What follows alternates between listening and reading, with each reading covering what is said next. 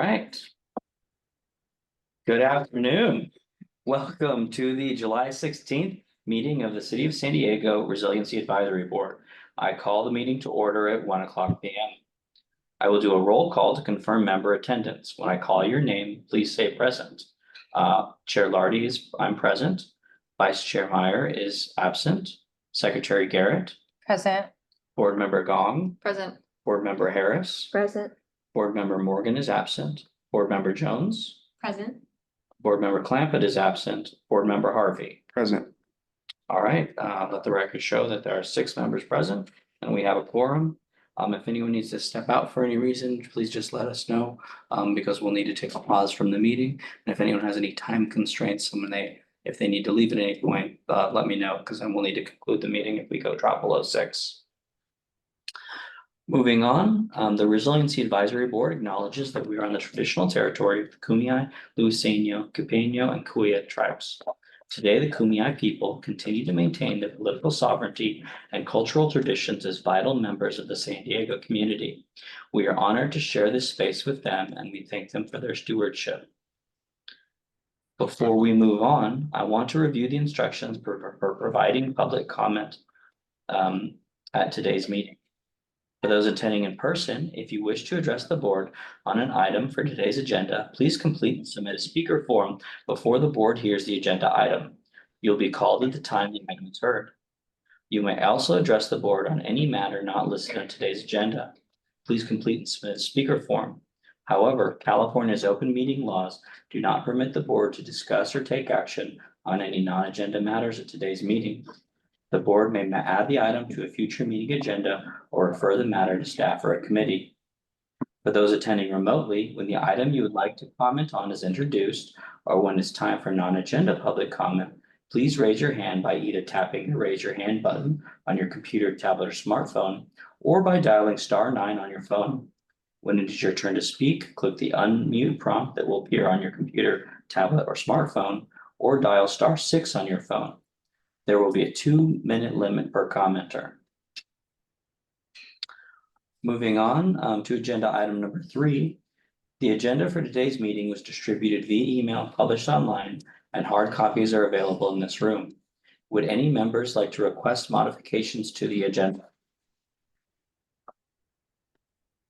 Okay, seeing none, we will move on to agenda item number 4. Is announcements from city staff and board members. First to staff. Staff, do you have any announcements? I have one announcement. So as part of implementation of Climate Resilient SD, the City of San Diego's General Services Department received a hazard mitigation grant to develop a resilience hub. They are holding 3 community meetings next week on Monday, July 20th in the evening at 6:30 at the Mountain View Community Center, Tuesday, July 21st, virtually via Zoom, and then Wednesday, July 22nd, 10 a.m. to 11:30 a.m. at the Memorial Recreation Center. And I can post information to the website after with outreach flyer with more information about the workshops, but they are looking for community feedback on 2 proposed sites for the Resilience Centers, one in Logan Heights and one in Mountain View, and also what services would be offered through those Resilience Centers to the community. Great. And then we'll move on to board member announcements and comments. We have our newest member, which we're really appreciative that you're here, because we're able to hold the meeting now that we have 6 attendees. There's a few members that are out, but maybe we can briefly do introductions in yourself and just get to know each other a little bit better. So I'll start. I'm Eric Lardy, I'm the chair. I live in the Claremont community. Professionally, I'm a city planner that works for another local government, not the city of San Diego. I can go next. Good. Hi, Abel Gong. I use they them pronouns. I live in the Sierra Mesa neighborhood, and I work for an organization that's housed at the University of San Diego called the San Diego Regional Climate Collaborative. Yeah. My name is Cynthia Harris. I am a resident of District 2, Bay Ho, which would be sort of Northwest Claremont area. My background is in Indigenous rights and environmental law. I'm currently an LLM student at Ole Miss Center for Air and Space Law. I am Grace Jones. I live in the Otay Mesa West area, which is a beautiful spot right below Chula Vista and above San Isidro. And I am a national client manager at a national environmental engineering firm called Partner Engineering and Science. I'm Armand Harvey, born and raised in Southeast San Diego, District 4. Have a foundation, founder of Harvey Family Foundation, been established since 2018. And professionally, I do a lot of different things, mainly in nonprofit. And a lot of projects have to deal with community resources, community resiliency, and then started, like I said before, we spearheaded the January 22nd floods in 2024. So a lot of our efforts have been rebuilding homes, rebuilding community, making sure the family get the resources that they need, and still recovering from a lot of that. So doing a lot of traveling up to Sacramento, federal funding, trying to bring it here down to San Diego to help the communities and come up with different plans with the city and the county and OES and state on disaster preparedness. So glad to have you on the board. Jamie Garrett, I live in City Heights, and I have a company called Trellis Strategy, and we do consultancy and strategic planning for organizations in the water, energy, and environment space. So I like to say that we just serve as an extra hand or a fractional part of a team to help make their move from planning to implementation for a lot of organizations. Great, thank you. And then just to cover, does anybody have any announcements, any board member announcements? Not seeing any. We will go on to review and approval of the meeting minutes. The draft meeting minutes for the June 25th, 2026 meeting are included and attached. Is there anything, any comments, amendments, or motions to consider approval of the minutes?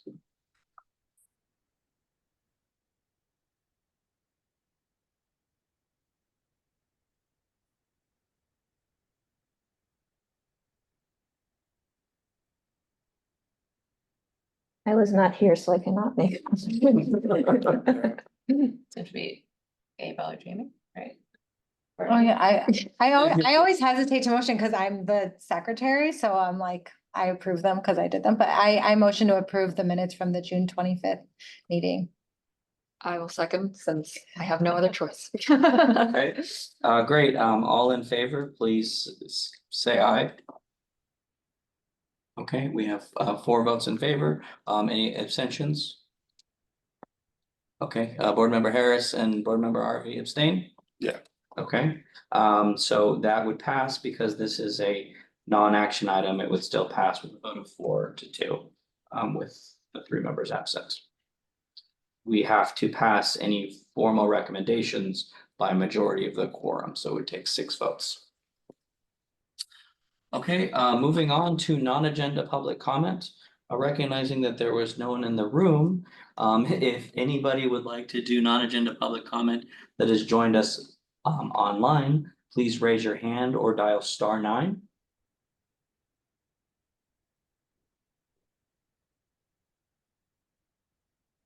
I see nobody raising their hand. I think everyone is associated with a presentation, so we will move on from non-agenda public comment.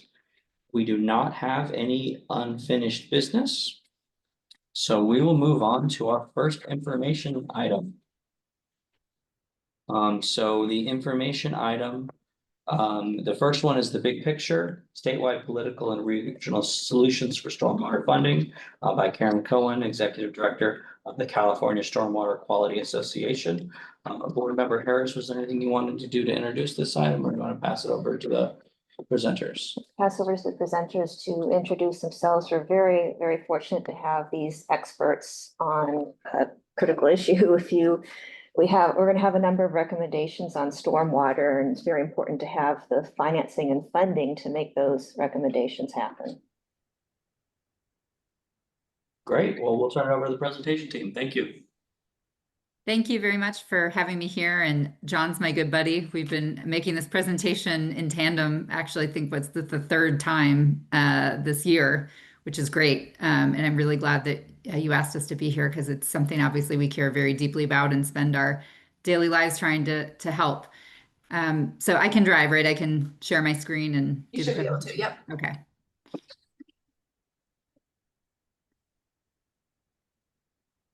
All right, so usually I think John does it before me. So if I say something that doesn't make sense, he's going to make it make sense later. We'll just start there. So thanks again for having me. I'm Karen Cowan. I'm the Executive Director of the California Stormwater Quality Association. City of San Diego is one of our members. So this is our mission, just an overview of who we are. We work on behalf of California stormwater permittees, again, like the City of San Diego, to advance sustainable stormwater management, protective of California water resources. And all parts of that mission are really important to us, not only who we represent, but it's not just about sustainable stormwater management, but the end result, of course, being protective of our water resources. We have the vast majority of folks in the state who are regulated for stormwater as our members. As our last tally, we're at this is like conservatively low. We just do our municipal members for these numbers. We have over 34 million Californians, which represents almost all of the phase one, the largest communities in the state who are regulated for stormwater, as well as the smaller communities. Those are known as phase two communities. But at this point, our regular members, there's a lot of folks regulated for stormwater beyond just the cities and counties. So you can see that's an example list of who we have in our membership. We also have affiliate members, a lot of the folks who are vendor providers, consulting firms, other nonprofits. We even have student members as well. When I did the numbers, this one actually for context and scale, I think is pretty good to keep in mind that our conservative estimate of who we represent through Cascwood, through our membership, that number is actually greater than the population, the entire population of any other state. It's a humbling task and just, I think, the power of working together, what that looks like. So I always like to include that number. So what we do on behalf of our members, we have our strategic plan. I bring this up to put the funding in context for you all. Our strategic plan has 5 core principles. We lead, we engage with other folks, we educate, we support implementation of people's permits locally, and we're trying to, from an organizational perspective, make sure we're a strong organization to do all those things we said we're doing. Lead is a pretty broad word, so we actually have a secondary strategic document called our Vision for Sustainable Stormwater Management. And this is the really key document that says, what are we all trying to accomplish together at a statewide scale? And that document itself has 4 key principles. Projects and programs, these are the things that I say that you basically, the stuff you do. Our big pushes are mostly around putting water into the ground. That's maximizing stormwater capture. Where we can put water in the ground, we should. Minimizing pollution through true source control. That means protecting our water before we have anything that actually gets into our water to cause a water quality problem, solving it at its source. Next, we have permits, policies, legislation. That's the stuff that makes you do things, right? Like you have an MS4 permit that very much makes you do something. Public education, getting everyone to understand that stormwater is a resource. It's not a terrible, horrible, toxic thing that we need to get rid of. It's something that we need to embrace, and it's part of our overall water supply. And as you see here, funding, the reason why we're here to talk to you today. And we'll talk about more about this in detail, but basically there's 2 funding avenues that we really want to advance. One is dedicated funding. That's ratepayer-based funding. That's money you can count on year over year over year. The stormwater sector is unique in the water sector in that you mostly don't have that ratepayer-based funding as opposed to drinking water and wastewater. And then the other bucket here is supplemental funding, and that everyone in the water sector needs. That's grant funding, bonds, the other sources that sort of come up. To date, you all have been basically trying to do what you can through supplemental funding. And again, like I noted, drinking water, wastewater, recycled water, everybody taps and needs to get into the supplemental funding, but you are very unique in not having dedicated ratepayer-based funding. So the basic question is, well, how much funding do we need? And there are other folks who've tried to answer this question in various ways, but not necessarily the way that's going to help us advance what we need to do here in California. And when I think about this, no matter how you try to answer the question of how much funding do we need, there's 2 really key questions you have to ask yourself, which is, Who are you trying to convince? And what problem are you trying to solve? Then you can kind of drill down into the answer, well, how much funding do we need? And I do know the city of San Diego has actually done quite a lot of work in this particular area to answer that question of how much funding do you need? And, again, I would say we look at that through the lens of who are you trying to convince and what problem are you trying to solve? So at a statewide scale, when you look up about what's been happening related to some of the work we've done through our vision, so we've advocated again quite a lot to think about how we can make a difference in stormwater. And again, thinking about the more water we can put in the ground, the better. In August of 2022, the Governor Newsom, their administration released this document here called the Water Supply Strategy for short. That's what we call it. And it identified stormwater capture as one of the most important statewide strategies, which was huge. That was a really big breakthrough for us. Most importantly, it not only identified stormwater capture as one of the goals for California, it identified funding for you all, that it has to come with the funding. That again was a really, really big step forward. We also, as CASCWA, worked to develop with a team of independent economists to analyze the socioeconomic value of urban stormwater capture, setting aside drinking water supply and flood control. We know inherently that those are massively huge benefits.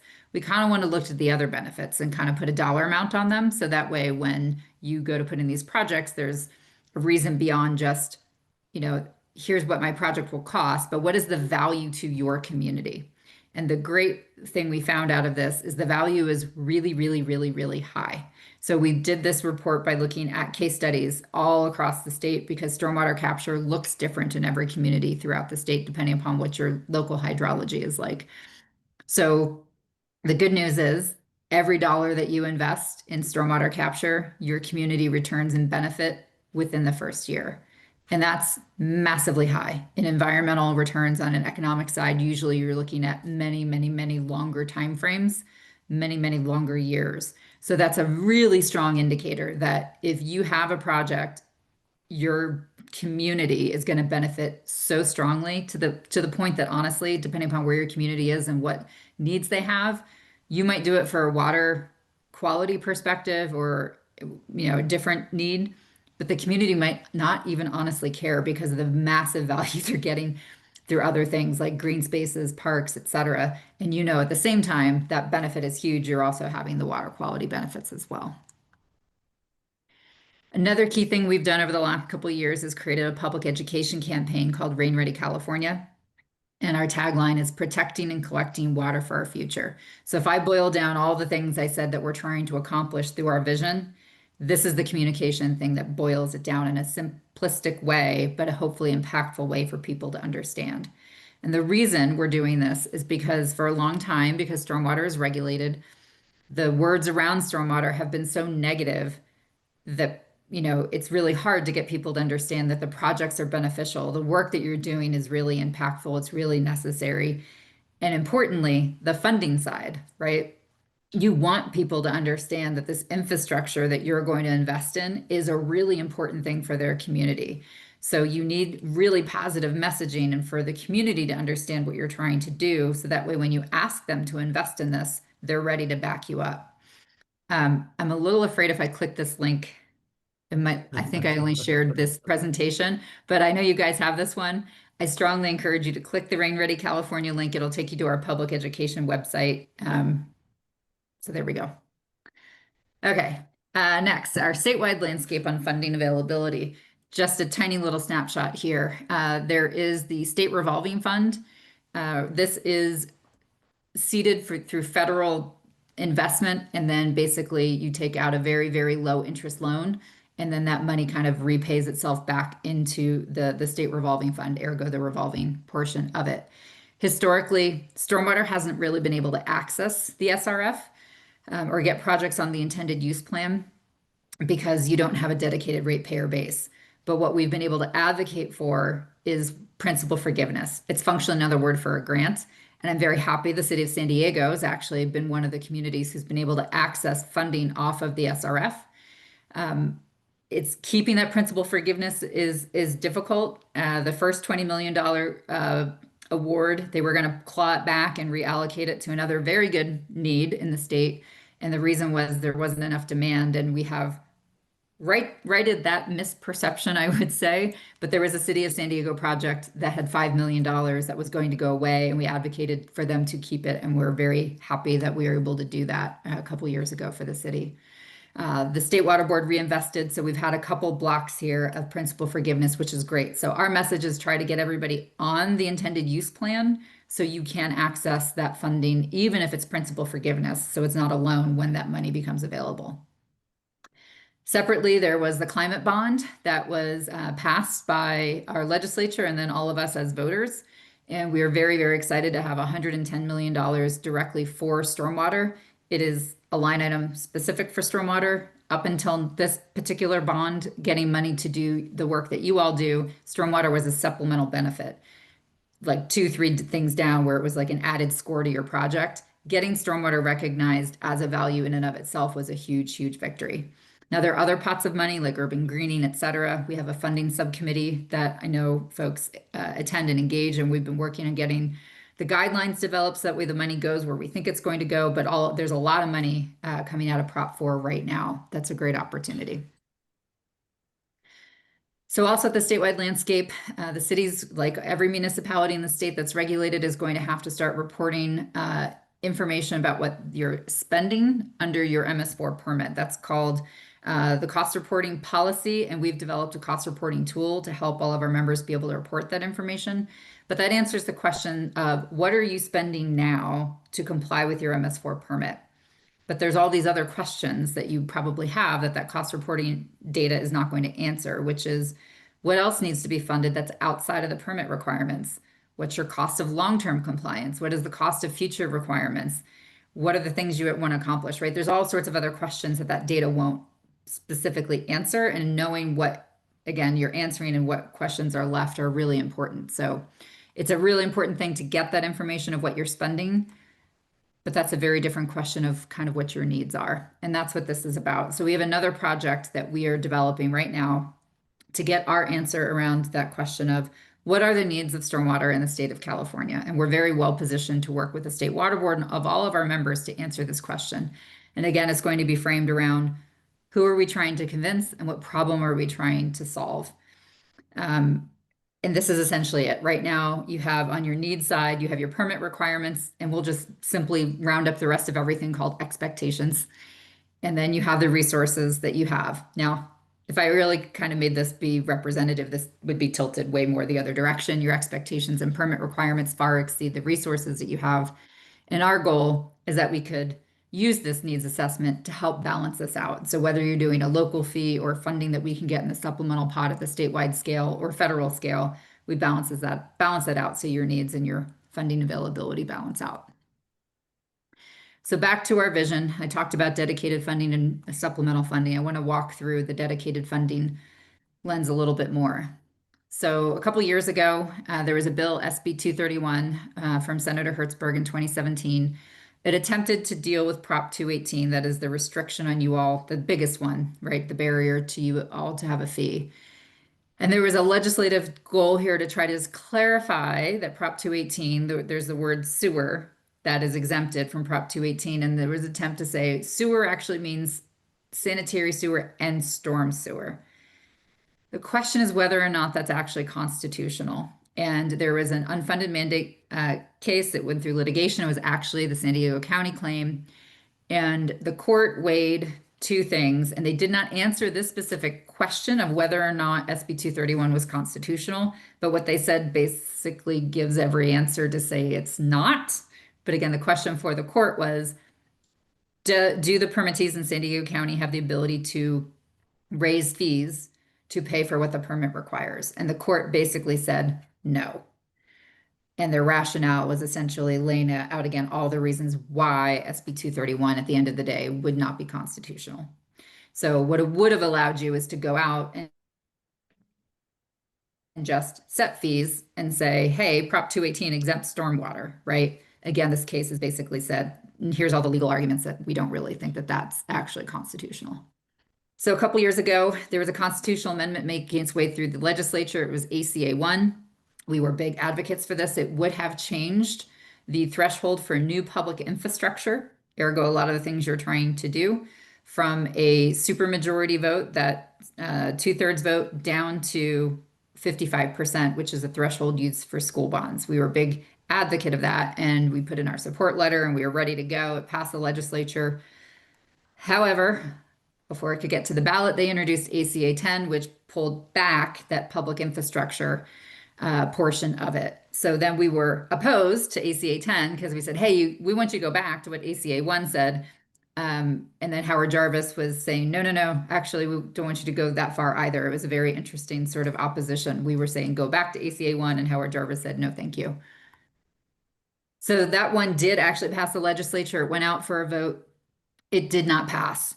So one of my reflection points on this is that, John will talk about this more, about the implications of Prop 13, right? And in addition to Prop 218, you as municipalities, is not just a stormwater need that you have lots of other funding needs as well. So there's, healthcare and education and all the other folks out there who need money.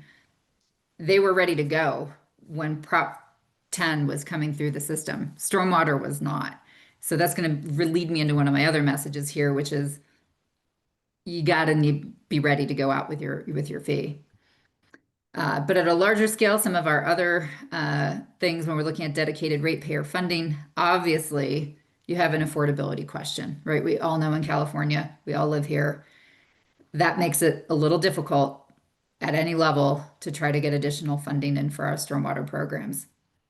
We also, when we look at going forward, we need partnerships with other water sectors. If we were to go for a constitutional amendment today to codify what SB 231 tried to do and put it in the Constitution, as much as Rain Ready California is going to change hearts and minds, that's a big haul for stormwater to do by ourselves. And it's a really, maybe not as direct sell to the general public as, say, drinking water or even potentially wastewater. It's sometimes easier to get our heads around that. So if we're going to do Prop 218 reform, we have to build partnerships within the water sector and other sectors as well. The other lens I would note here is that we don't want to create new barriers to dedicated funding. So there's been a push for a statewide permit. It's called the Commercial Industrial Institutional Permit. That's like a rabbit hole. I can answer questions later on that if you want. But the short story on that is it's being pitched as additional supplemental funding to municipalities. But what I really fundamentally think the outcome would be if it were successful is it would actually prevent you from getting dedicated ratepayer funding. It would cap you much lower than what your needs actually are. So the drive home message for me is, as we're looking for supplemental funding, don't create more barriers to get supplemental funding and prevent yourself from getting to your dedicated funding. So our paths forward, no matter which way I look at this, you all need dedicated funding. You need year over year something that you can rely upon to build infrastructure, to run your programs, to leverage other supplemental funding. So there's ways to do this. One is that Prop 218 constitutional fix to make sure that gets stormwater. It's a continued push at the local level, regardless of when and how or if we can get Prop 218 reform. We need continued push at the local level. Again, back to my message on what happened when ACA 10 went out to voters. Other folks were ready. And we know there's, again, with affordability and tolerance for additional fees, if you're not there with all these other needs in your community, you're going to miss the boat. When that window opens, you have to be ready to not just like go through the window, but, like dive through that window. I also know you all have considered things like a sales tax. So whatever creative things I think we can have at a local level, the bottom line is you need dedicated funding. And we also need supplemental funding. So we have that state revolving fund, right? There's principal forgiveness in the loans. We have the Prop 4 money coming through. There's other creative regional strategies that MS4s can use for things like in their post-construction requirements. And again, my other bottom line here is while you do your supplemental funding, just make sure whatever you're doing does not create a new barrier to get to your dedicated funding. So what can you do on the funding direct side? Support Prop 218 reform as we work on that. And John, I owe you a phone call. We're ready. We're ready to kind of to do it. Number 2 is initiate work to support your local measures. I do know, again, you guys of all communities have done a lot of work, but be ready to go. The other is not in addition just to that, but also get your plans and projects together too, because when that funding does become available, that's number 4. We need you to access it. I'm out there screaming to everybody, we need money, we need money, we need money. There's all this need. And when we get money, if no one comes to the table, gosh darn it, that doesn't work. So we need people to keep their projects together. And when there's money, put in your applications for it. And in the larger picture, this all does come back to funding, is hoping that we can get our local communities to implement the Rain Ready California messaging, because we need everybody to understand how important stormwater is and that collecting and protecting our rain is really important. So that way they will vote for your funding measures. We need everybody to think about managing and regulating stormwater as a resource, not as something we want to get rid of and it's terrible and toxic. And lastly, again, developing projects that help us protect and collect the rain. I end all of my presentations this way because I really, really fundamentally believe it. The more we all work together, we really can make a difference. So I really thank you for being members. I thank you for asking us, I'm going to include John in that, to come and talk to you today. And I'm very happy to answer any questions you may have. Great. Thank you very much. We'll start with board member questions. Board member Harris? Yes, thank you for the presentation. I am curious if there are good examples of MS4 jurisdictions establishing a ratepayer fee in the US in general, gaining community and ratepayer support. In our city, that would be difficult, given recent history and the kind of faith that residents, especially ratepayers, would have in town hall or city hall. Excuse me. Yeah, that's a great question. I'm going to answer it, but I also think, John, your presentation is going to go over this in more detail. Yeah, so there are definitely communities around the state who have been successful. The largest one everybody talks about is LA County with the Safe Clean Water Program. I'm actually a resident of LA County, so I got to experience their first attempt to do it and their second attempt, and their first attempt, not grand, their second attempt was successful, right? And I think where, and again, John will talk about this in more detail, but where people really are successful is tying it to other aspects that relate to what you're all trying to do, but in a way that relates to the community. Flood control is one of them, right? And obviously, I know there's an area of the city where that's of particular interest and concern. So how you message that, you are very much closer to your political landscape than I am, where more with people than saying, what doesn't resonate is I've got a permit and I need to pay for it. That will not get you a penny, right? So I think connecting it to other broader messages where they Venn diagram together is your successful approach. What other questions? Did you have a comment? I would like to see the other before I have, so it's a 2-part, right? Yeah, I mean, the 8B is on the same topic. So Okay. we can, Yeah, and I bet you John's going to answer a bunch of your questions, Yeah, and I that's don't want what to steal all of his thunder because he'll do a way better job. And we have, maybe we have it, I don't know, but do we have access to the presentation to go back over it? yes. Okay, I just don't have it in the room. Yeah, it should be on our website. And I'll email you the link right now. Okay, thank you. So just before we move on to 8B, are there any public comment related to the 8A presentation? If there's no one in the room, but if anyone online wants to make public comment on this portion, please raise your hand or press *9. Okay, not seeing anybody raise their hand or items, why don't we go ahead and go over to 8B, and then we can have continued discussion and questions on both topics. So with that, we will go ahead and introduce John Bliss with SCI Consulting Group to give the presentation and introduction for him and his team. Great. So thank you all for being here today and inviting us. I know I've worked with Cynthia and Julia and every one of you. Thank you for dedicating your time and going over this.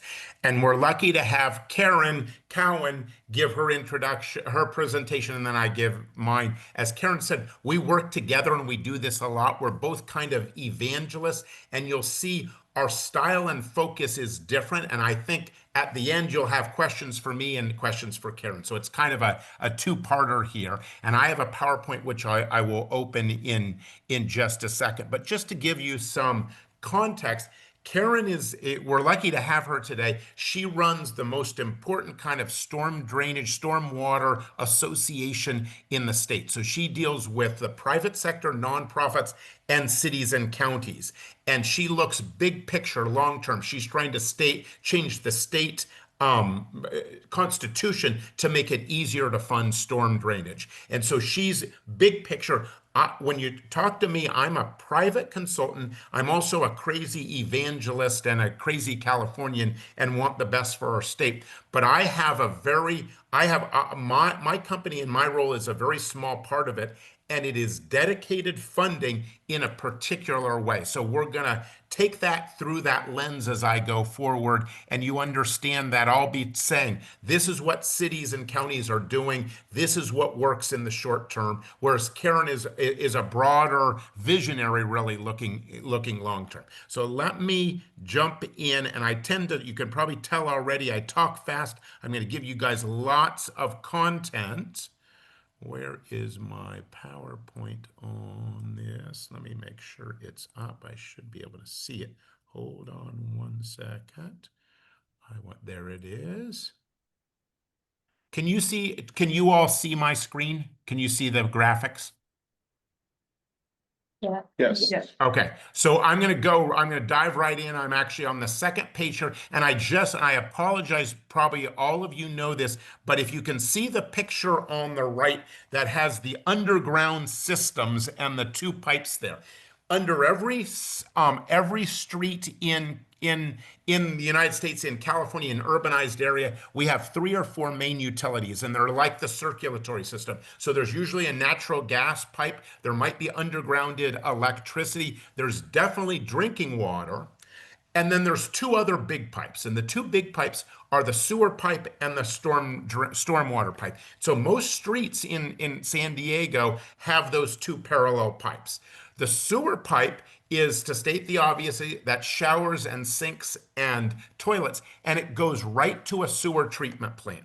So we handle that extremely well. It's then cleaned at the sewage treatment plant and usually outfall to the bay or the ocean or a river, something like that. We have this other system that's been disrespected and misunderstood for 100 years. And Karen's organization and others in California are starting to understand and bring it to the stature it should have. And as Karen has pointed out a couple of times, what is transported in that is a positive, not a negative. It's a valuable water, this concept of one water. And so the storm drainage system is fed by the grates, usually the catch basins in the gutters of streets. Other ways as well, that's primarily. And we have the storm drainage system really to prevent local flooding. And we want to do that because standing water damages the infrastructure. It's good for mosquitoes, all kinds of things. So the intent is very, very good of this storm drainage system, and we need it.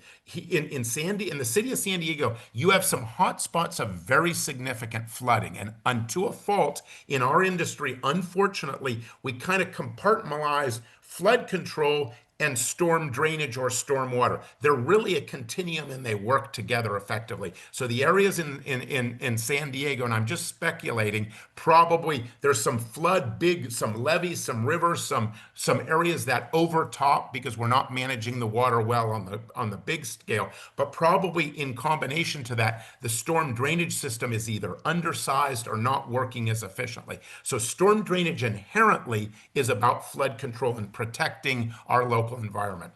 As you all probably know as well, one of the unintended consequences of our storm drainage system was when that it transports pollutants really well, really efficiently. We don't want it to, but it does. And we plumbed our storm drainage system not to a treatment plant, but rather the thought and the idea is it's rainwater, it's relatively clean, and it goes to what we call receiving bodies, which are streams, creeks, lakes, rivers, and the ocean. And it goes predominantly untreated.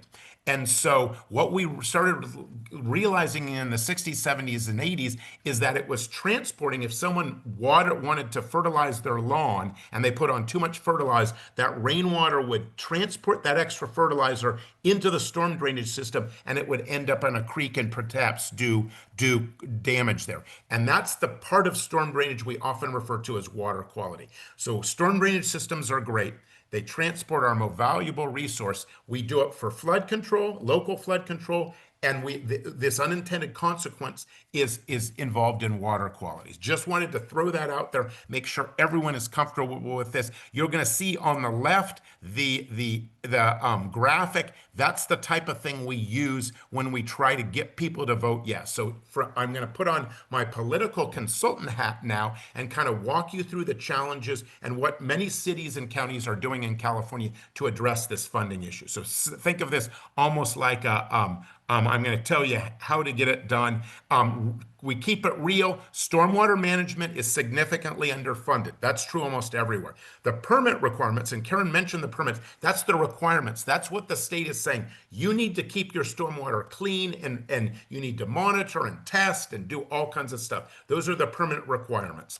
The third one is the public doesn't understand the system very well. The fourth one is that the laws to get new revenue are tough. So this is a 1, 2, 3, 4 are bad, but 5 keep hope alive. So we're gonna there is a path forward, and there are paths forward, both in the big picture stuff Karen's doing, and then also in little stuff. So lots of cities and counties are going for it. So I want to give you a little background. All these nice young ladies want is a little money for storm drainage.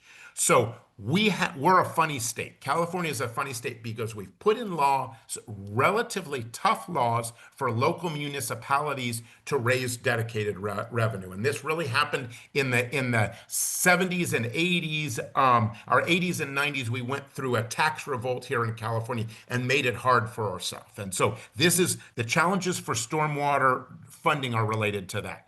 So I'm going to just go through this very quickly. The famous Prop 13 passes in 78. Its close cousin, also sponsored by Jarvis, Prop 218 passes in 96. So 13 and 18 really are imperfect laws. They set up a number of rules of how you have to get additional funding. And you have to do a study, you have to do a balloting, all of those rules that we want to do. And there's some very, very important language, and Karen touched on this, and that's in Prop 218. So within Prop 218, many of you have heard of Prop 218. It's often misdescribed. It's actually 5 pages, not particularly well written, and it describes 3 funding mechanisms. And one is called a benefit assessment. We're not going to talk about that at all today. That's not for stormwater. The other is what's called a property-related fee. And that term shows up for the first time in our state history when Prop 218 is written. And it's really designed, the property-related fee was designed for a couple of things. It was designed for, as a mechanism for you to pay your water rate. It's a property-related fee. It's often referred to as the water rate, but behind the scenes, it's a property. Your sewer, your water, and your garbage, those 3 most property-related fees are for sewer, water, and garbage. And that was kind of what was spelled out when it was done. And if you're a property owner, there's a public hearing every 5 years, and they increase the garbage rate or the sewer rate or the water rate. We've been doing that now for 30 or 40 years. The stormwater didn't fit in there. And as Karen said, there's an argument that it's like sewer, and there's an argument that it's not. And that argument, we haven't been able to prevail. So it's a standalone, it's different. So how do we pay for it? Well, the Prop 218 has some language in it. It says, you know what? You got to do a ballot. And the importance of doing a ballot is when you have voters have to approve something, it applies a downward pressure on the rate. So people will only vote yes at a certain rate. Let's say a city needed about $300 per house per year to run their stormwater rate. It would be very, very difficult, virtually impossible to get that approved because $300 is a big amount. If we only needed $5, it would be relatively easy. So that the balloting requirement, not that the city council just can't approve it like in 49 states. In California, we added another step, which was a balloting requirement, and that applies that downward pressure on the rate, the amount of revenue we can generate. And so, unfortunately, the drafters of Prop 218 said you need voter approval for any new or increased fees or charges, except for fees for these terrible 6 words: sewer, water, and refuse collection services or garbage. So those 3 don't have to do the additional step of balloting. So your sewer rate, water rate, and garbage rate, they just hold a public hearing and they increase that rate. They get beat up in the press and a few things like that, but there's less downward pressure. It doesn't include stormwater in that. We all wish it did. If it did, we would be in a very different situation. And as Karen said, when she says there may be a Prop 218 reform, one strategy for the Prop 218 reform would be to add 2 or 3 more words in there, and it would say sewer, water, stormwater, and refuge collection services. We wouldn't need that balloting. And I know I've been on this point for a while, but I really want to hit it home. It's the balloting requirement that makes it much tougher to properly and adequately fund stormwater, and that's baked right into the Prop 218 language. So I'm gonna continue, and I think my next slide hits that again. Whoops. So yeah, exactly. Voter approval for new or increased fees and charges, except for fees for stormwater. I should be in that mode. For sewer, water, and refuse collection. So those words and that change has hamstrung us. So now I'm going to talk a little bit about what are cities and counties in California doing to address the problem. They need money. They need $50, $100, $150 per year for house to manage and maintain and monitor and do all the good work for this disrespected circulatory infrastructure system called our storm drainage system or stormwater. So in most cases, stormwater is paid for by general fund, which it is in the city of San Diego. You might have some existing fees or portions of every other exist. And then the types of other funding that Karen mentioned, which I'm just for this presentation, federal and state grants, other types of sources. When new development happens, they actually have to pay impact fees and that types of things. But we're going to focus on the third one: dedicated annual local revenue. And that's what most cities need, most do not have, and San Diego is in that boat. So there's a couple of approaches, and we have balloted approaches and non-balloted approaches. And again, the big money requires a balloting. There are some regulatory fees and other types of opportunities that don't require a balloting, but those aren't really generating enough. So with balloted approaches, we have this property related fee. That's the mechanism I described previously. It's part of Prop 218. We need a 50% threshold. There's also a special tax, which requires a higher threshold, and it can be a parcel tax or a sales tax. You saw in one of Karen's slides, some cities are looking at sales taxes. But the most common, far and away, is a 50% property owner balloted property related fee. And it's a mechanism that a number of cities are looking at, and I'm certain San Diego at some point will look at it. I'm sure they probably already are, but it's something to look, and I'm going to kind of give you what's going on with that now. But before I do that, I want to kind of show you one approach, and that is if we have on the left-hand side of this table are some of the more expensive items associated with managing your storm drainage. And on the right-hand side, the ways you can pay for them. So the street sweeping can be part of your trash fee. Inspections and plan reviews can be regulatory fees. The water quality, the annual maintenance, and the capital improvements. These 3 are your big costs. You got to pay to make sure you're not polluting the receiving waters. You have to maintain your storm water system, your storm drainage system, and then you have to rebuild. So those 3 are your big 3, and you need some sort of dedicated fee to do those. Those are the expensive ones. Here I want to spend a couple minutes on this particular slide. This is not completely complete, but it's pretty close to it. And if you think of 58 counties and 500 and so many cities, this is a list of the recent efforts over the last 10 years of ballot measures, property related fees for storm drainage in California. There's probably a few more that aren't on this list, but this is the lion's share. And you can see we're just in our infancy. We haven't done a lot of these, but some of these have been successful. And in fact, there's a couple more this year that aren't in this table. Actually, one last year that was not in this table. But a couple of things to realize is look at the Manhattan Beach, San Leandro, San Mateo, Sacramento, Vallejo, Davis, a lot of Northern California, some coastal cities, some not. These rates are per single family home. A typical one is actually, let me talk about in 2024, the city of San Mateo, which is a Silicon Valley, Bay Area county. It's a city, it's right on the bay. It has some flooding issues. It has some storm drainage issues. It has some tidal issues and some extreme rainwater. There was a huge campaign and a balloting on the property related fee. There's a couple of taxes in here. It's mostly property related fees. And there was approval of $96 per year per single family house. And it squeaked by, but that doesn't matter. It won at 51%. So you can see this type of thing. San Jose is currently going forward. Oakland is looking at one. Some of the bigger cities on the coastal cities. There's been a lot less in the Central Valley. As Karen alluded to, the county of Los Angeles had a very successful effort years ago, and they're in fairly good shape. But Orange County, a lot of the others are looking at it as well. So let me continue.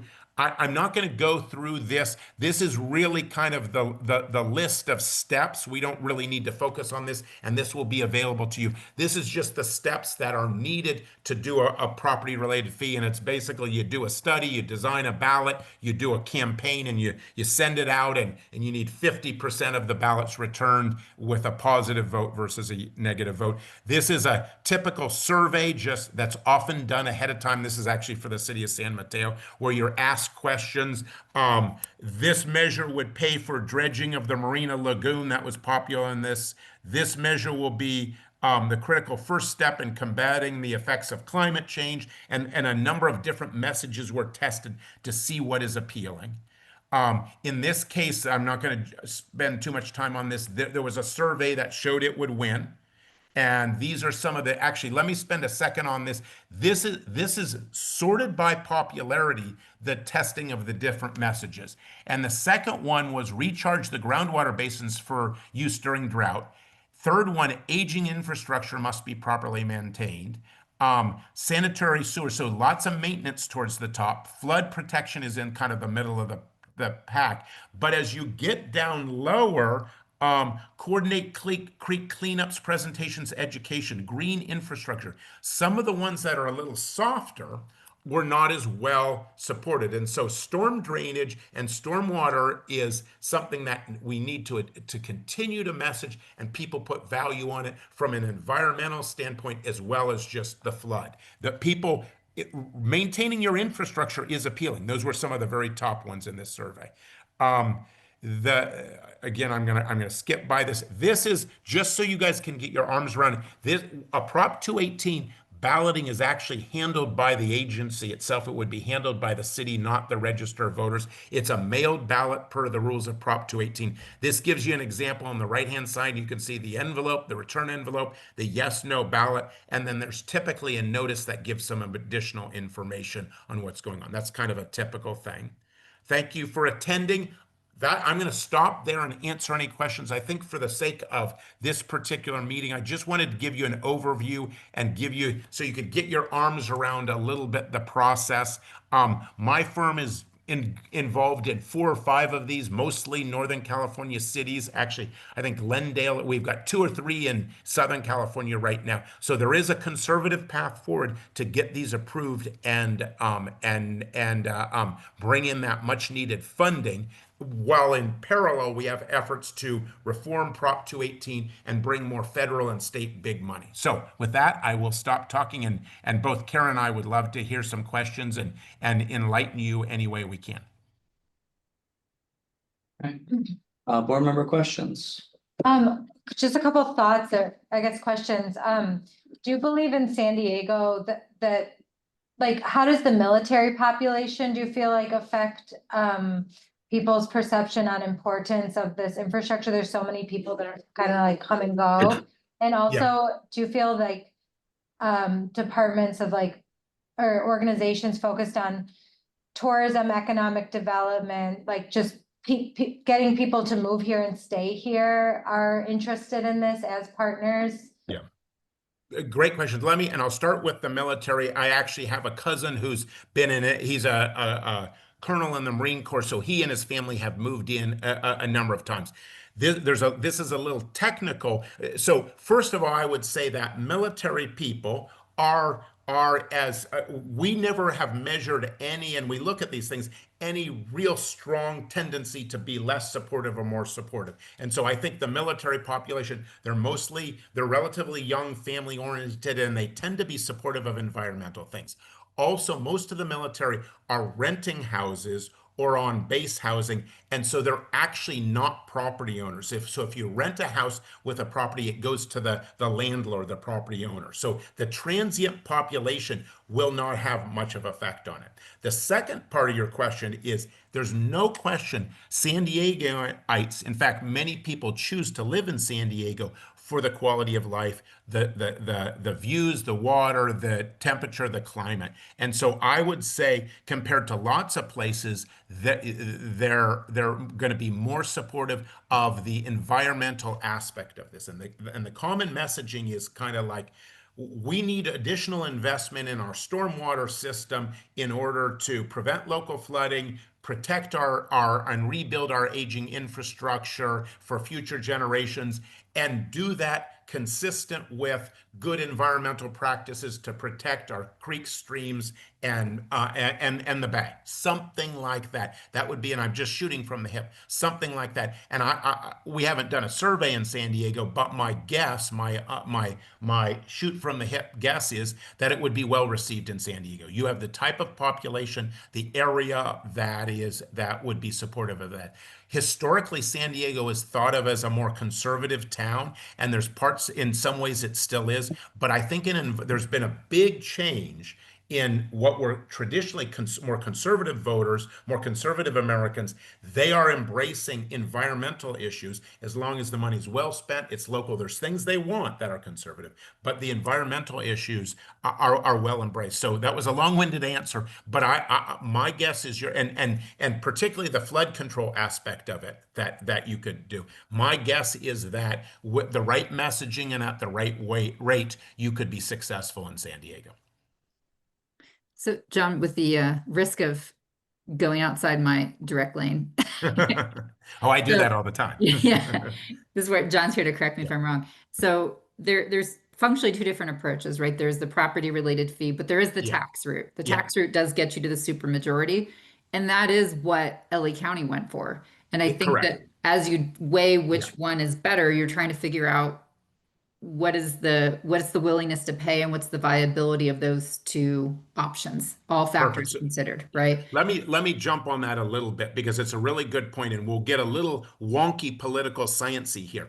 The two mechanisms are the property related fee and the tax. The tax is 2/3, so you'd say, well, why do that? Do the property related fee, it's easier. But there's another difference that I kind of glossed over that's very, very important.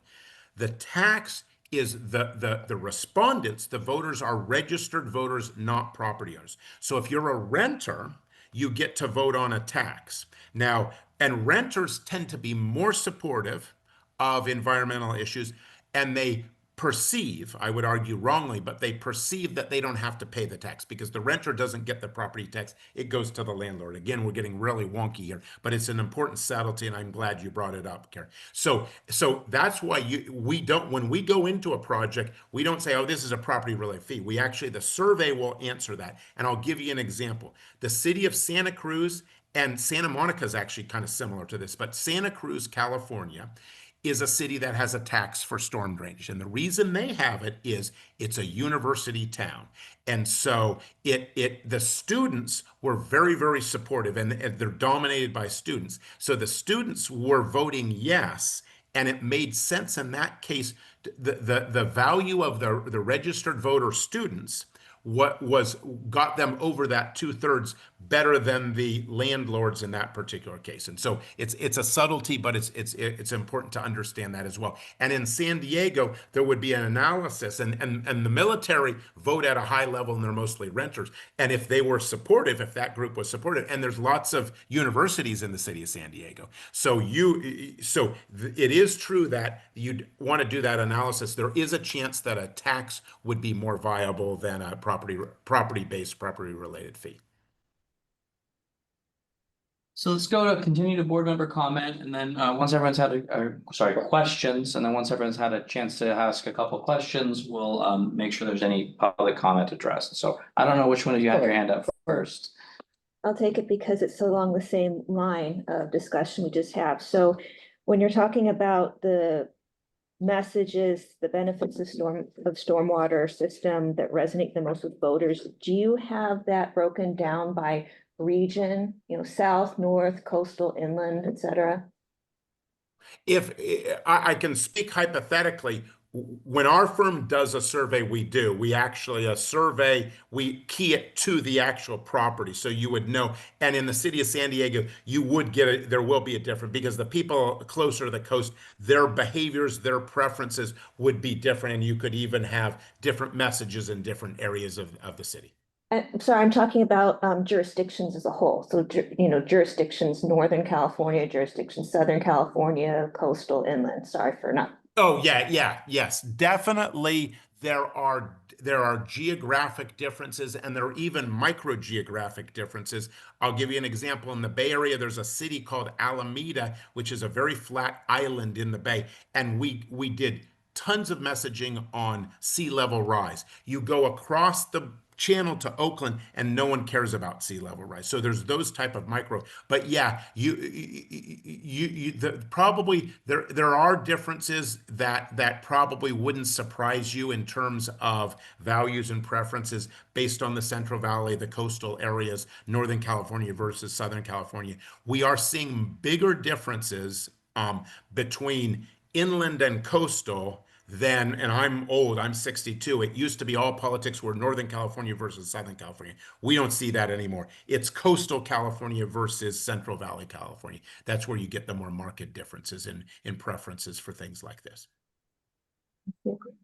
And I'll just make a plug for our Rain Ready Yes. California public education campaign. It's intentionally broad because the message is the same universally. We want to protect and collect our rain, but what your messaging might be, even areas of the city or particular times of year, might be different than a Bay Area city, right? So it's the same message, but it's very adaptable to what your community will resonate with or what you want to communicate to your communities. Right, and let me compliment Casqua. Casqua has this fantastic new kind of outreach initiative, Rain Ready, with tremendous messaging and things like that. And that will help. That'll help my company. It'll help anyone that's trying to do it because it's all part of this. Californians need to understand the importance of the system and why we need to maintain it and invest in it.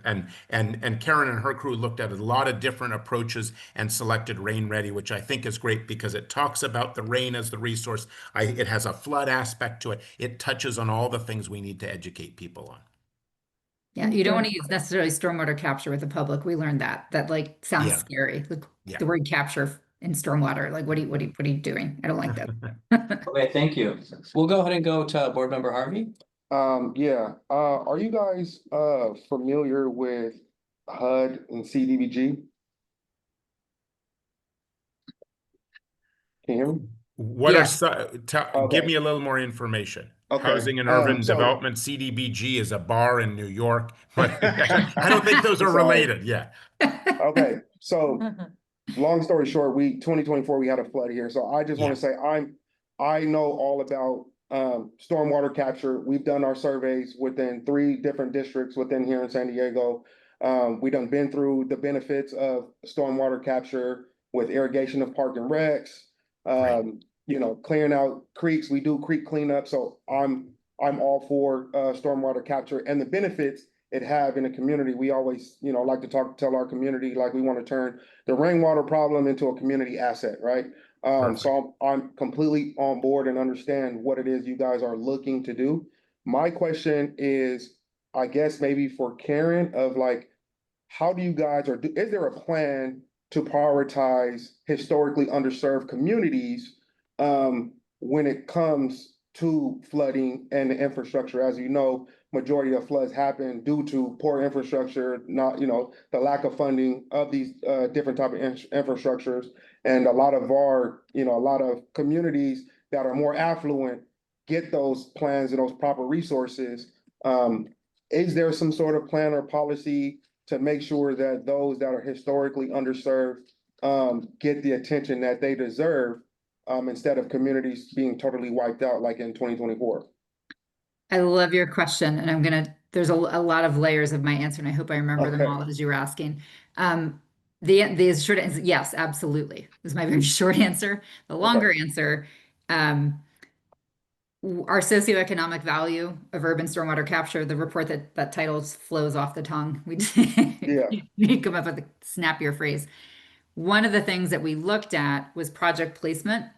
And again, qualitatively, this will be obvious, but we wanted the economics behind it, and it obviously shows the value, right? If you're in an underserved community, typically there's less green Right. spaces, right? Mm-hmm. So project placement is really important. So if you have an underserved community and you're going to come in and put in the stormwater infrastructure, again, the water quality benefits might be one of your drivers, but the community might be like, hey, this is great. I've now got a park and all these other things I didn't have before, but that value goes through the roof of all that health benefits and the parks, et cetera. So that's one of the things the report showed. On the Okay. permitting side, I'm trying to, and all of our wonky things that what your permit requires you to do, there's some unintended consequences I'm trying to really get regulators to see, which is if you choose a particular regulatory path and outcome, it almost forces these projects to go coastal downstream, right? Because that's like the assessment point, and this is what you're trying to accomplish. Mm-hmm. That does the opposite of what you're asking about, and which we think is better too, which is we want projects to go in the best places in communities. And a lot of the affluent communities along the coast, benefit from already having a lot of healthy green spaces, Yeah. right? Same thing with Yeah. flood control. So Yeah. there's some unintended consequence of the regulation. And at the high level, when the legislature, absolutely, when we talk about where the funding's going to go, there's almost ubiquitously a carve out for communities that are underserved. And we typically try to make sure that that definition isn't city scale, right? Because the city of San Diego, if you looked at the city of San Diego holistically, probably people wouldn't say the city of San Diego is underserved. However, when you break it down in regions within the city, definitely there are. So we absolutely try to make sure that that's a priority when funding's allocated. Okay. And sorry about the earlier question, but reason why I say that is because the Housing of Urban Development, which is HUD, Yeah. Okay. released about $400 million. When you talk about funds and taxing property owners and things like that, I would advise to do a little bit more research on the grants and funding that is already out and being allocated to the cities and the counties, especially here in San Diego, of the partnership or whatever it is that you guys would like to do. Because it's like I said, it's there.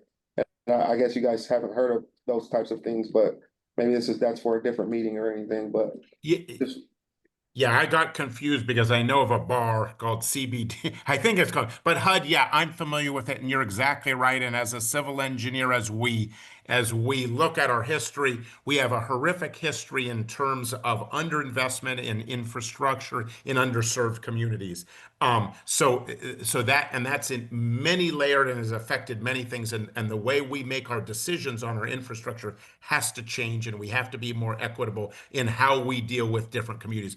Also, the geography of it, the historic geography of it, is that economically challenged communities have often been in the lower areas. And in our states, the opposite in lots of countries. But in California, wealthier people tend to live on the hills, which have some issues, but yeah, the flood and storm drainage particularly has impacted communities of color disproportionately. So we have to change that. We have to think about doing that. The other thing is, as your point on what are the grants available, we want to, and this is something our firm deals with a lot, is Okay, if we go out with a proposal for some new tax, $100 a year, something like that. And yeah, we have to be sensitive to the impact, the financial impact that has, which is disproportionate for someone, much higher impact on someone with less money than more money. So right, and I live in Oakland and we have a huge problem in Oakland with gentrification.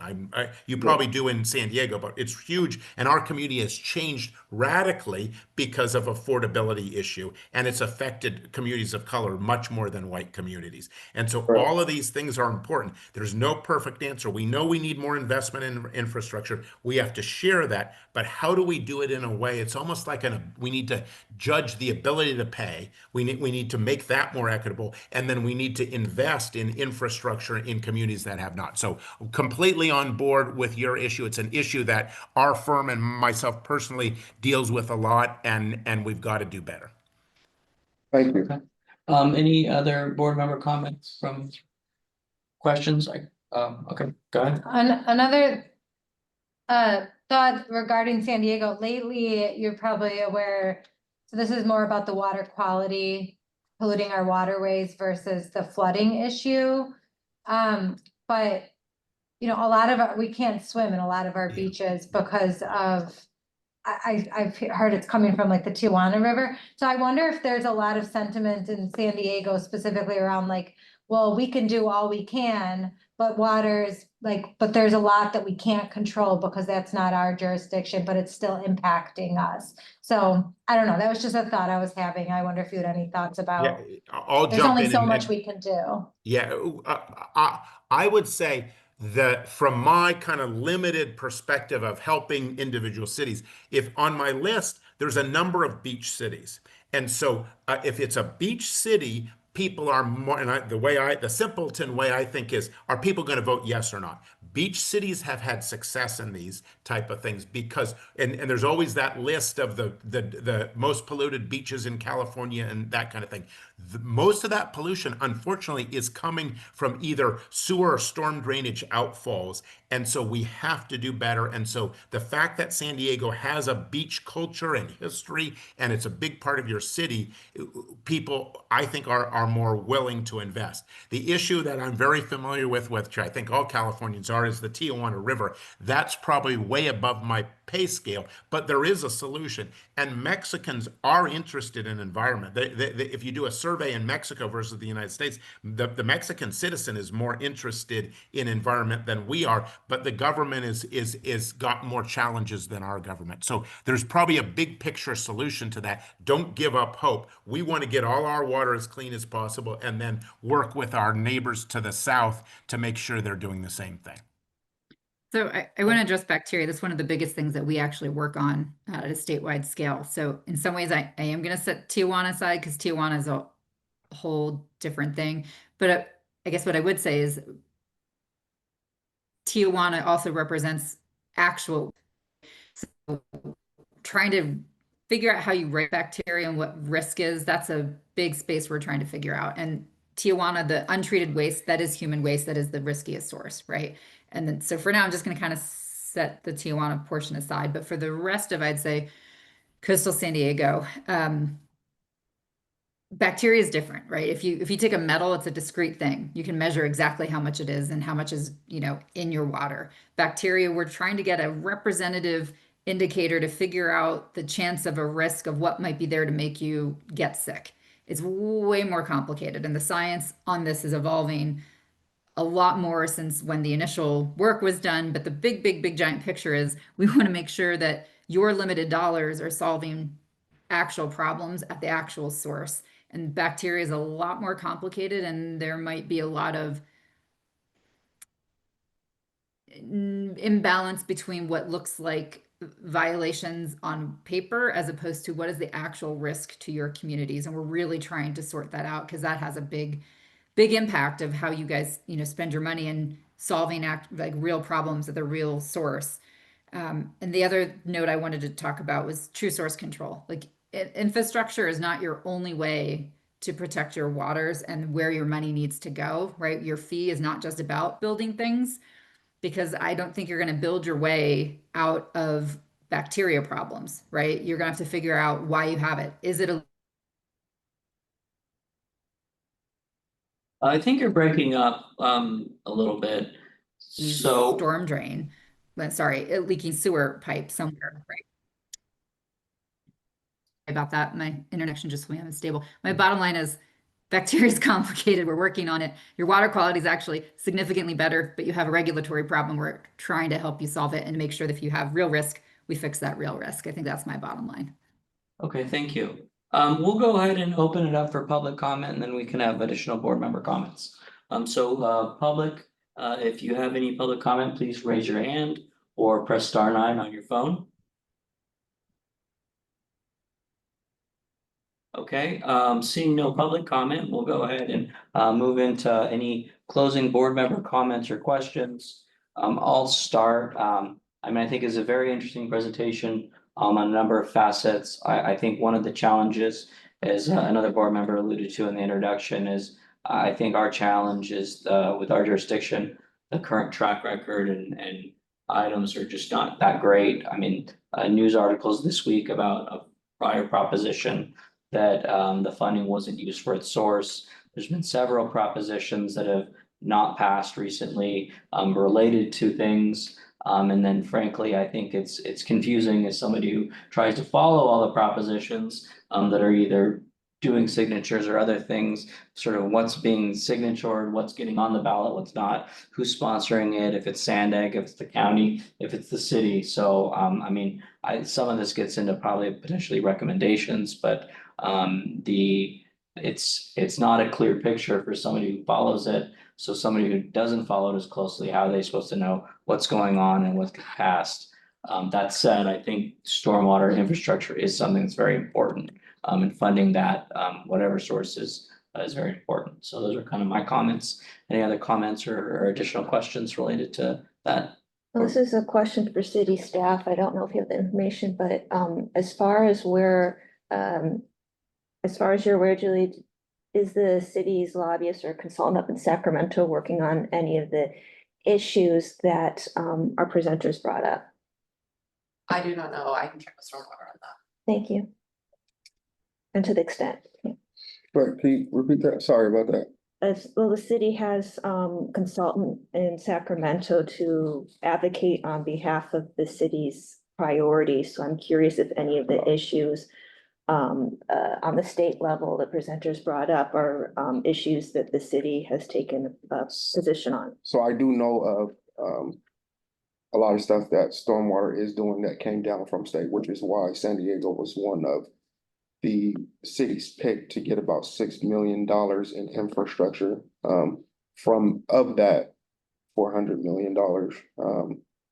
So not to answer questions for them, but yeah, that's out right now. And I guess, stormwater is actually going around doing different workshops and stuff on how they can do things better or where they can work and stuff like that. So I'm a part of those conversations. So there are things that the city is doing as well as the county is doing to help improve the stormwater infrastructure here in San Diego. And if they're also working on advocating on any of the propositions or future iterations of those bills and propositions. Yeah, it might be helpful. I think we've had a couple of questions for stormwater as if at some point they come back and at our last meeting, we had a comment and request on sort of what's the city doing to prepare for El Nino. Maybe it's some of the same folks that can come back and now that we've heard more presentations, give kind of some follow-up. I think we have Pure Water scheduled coming some point soon. We'll also have some perspectives. Any other comments, questions? I think to follow up on Jamie's comment, you asked a question about like the binational issue of the Tijuana River, just to provide like some larger context from what I know about like binational issue.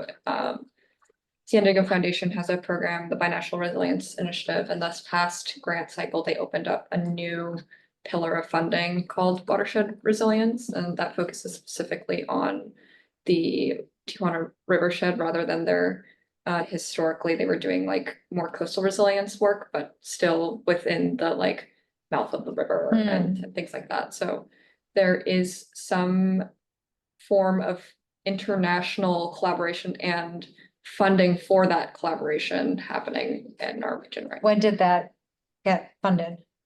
This is Pretty the- recently? Yeah, so I think they just started the projects these past couple of months or announced awards. this Okay, Past that's couple of great. months, but yeah. Should be good. Great. Thank you. Great. All right, well, I want to then thank our presenters Thank you. and we'll probably have some questions and recommendations related to these topics in the future. Great. Thanks for the opportunity. Good luck and keep up the great work, everyone. Thanks, everyone. Thank you. Thank you. Okay, we will go ahead and move on to item 8C and introduce Mark Beringer. Thank you for coming back to us and presenting on the Crest and Gonzales Canyon Natural Resource Management Plans. Wait, could we take 5 minutes? Yes, we can take 5 minutes. I always. We will take a The 1 5-minute minute. break at 2:20. See you in 5. Okay, sounds good.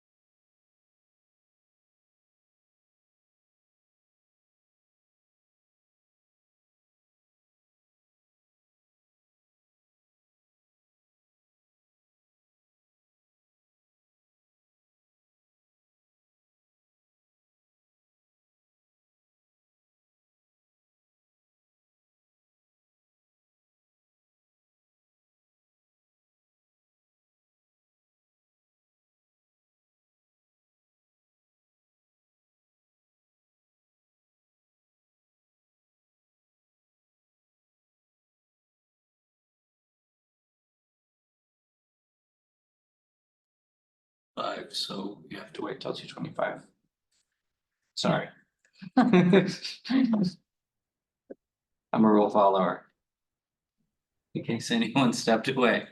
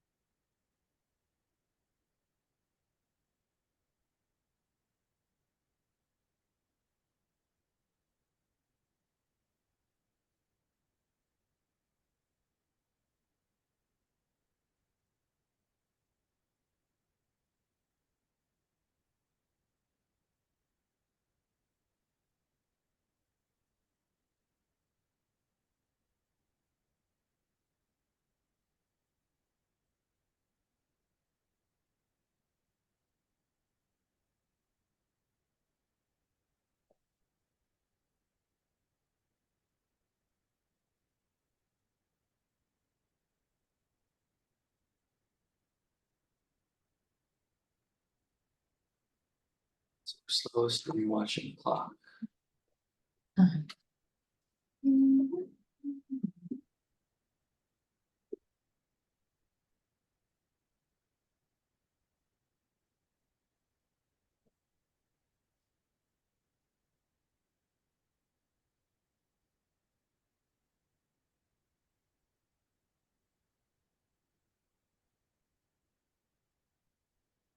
It's ready to go.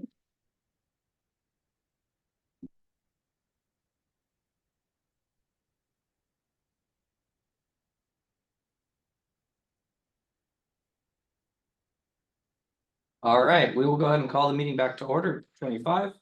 And we will go over to Mark. Mark, please take it away. Hi, everyone. Thanks for having me today. I really appreciate the opportunity to speak with you all. Apologies, I couldn't be there in person. I had 2 meetings back up on either side of this that made getting downtown and back to my office pretty difficult. But I'm here virtually. I'm going to talk today a little bit about our most recent, well, soon to be most recent natural resource management plan that we completed. That is our Creston Gonzalez Canyon. But first, I'll just introduce myself a little bit. My name is Mark Berninger. I'm the Natural Resource Manager. I work in Park and Rec department here in the city of San Diego. I work in our open space division. My staff and I are responsible for implementing the MSCP across our preserve area and more than 40,000 acres worth of preserves and open spaces here in the city of San Diego. So we have our hands full. The first thing I'll do just briefly is kind of just talk about what we do, how we preserve and conserve resources in the city of San Diego. We do that mostly by monitoring populations and the potential impacts of over 85 different species of plants and animals and the sensitive lands they live in. And we also complete maintenance and management projects to protect those vulnerable species and ecosystems. And then we also work again with a lot of different partners to achieve these goals. This is just a few of them: the zoo, the Natural History Museum, U.S. Geological Survey, California Department of Fish and Wildlife, U.S. Fish and Wildlife Service, SDMMP, the San Diego Management and Monitoring Program that's run by USGS, and SANDAG, and many other people that help us develop these natural resource management plans and also do research. So I'll give a little bit of I'm just going to go through this history really quick about the MSCP, so we're all kind of coming from the same place. The MSCP is kind of a result of a couple different issues. One is the Environmental or Endangered Species Act, and then also some case law in Hawaii that kind of solidified what the Endangered Species Act is for and how it can work for us. So the city of San Diego, where this all kind of came to a head is in the early 90s with the failure of our sewer system in many places. As you may know, the city of San Diego has a really complex water and wastewater system.